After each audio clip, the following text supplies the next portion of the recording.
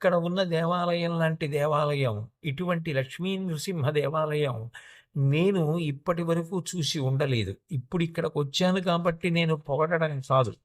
నేను యథార్థాన్ని మనవి చేస్తున్నాను. ఇలా పశ్చిమాభిముఖమై ఉండడం, లక్ష్మీ సహితుడై ఉండడం, సముద్ర తీరంలో వెలిసి ఉండడం, ఎన్నో పర్యాయములు ఆపదలను గట్టెక్కించి తన యొక్క రక్షణ శక్తిని తానే నిరూపించుకుని ఉండడం, ఇవన్నీ నరసింహస్వామి వారి యందు ఉన్నటువంటి విశేషమైన విభూతులు.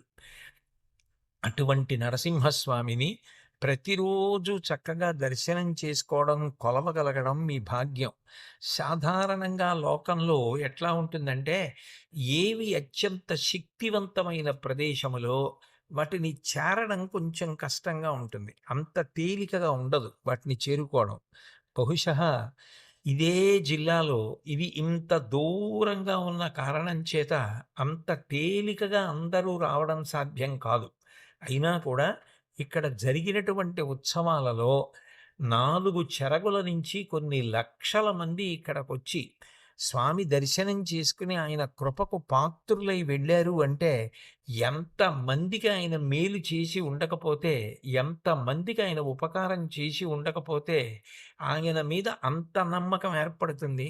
ఎందుకొస్తారు? ఏ నమ్మకం లేకుండా ఉత్తినే వెళ్ళండి అంటే రూపాయి ఖర్చు పెట్టి ఎవరు రారు.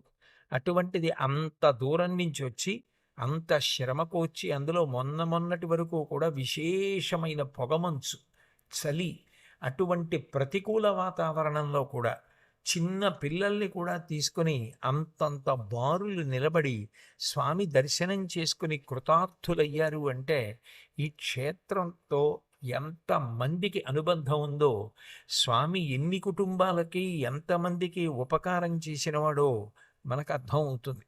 అంత గొప్ప క్షేత్రం,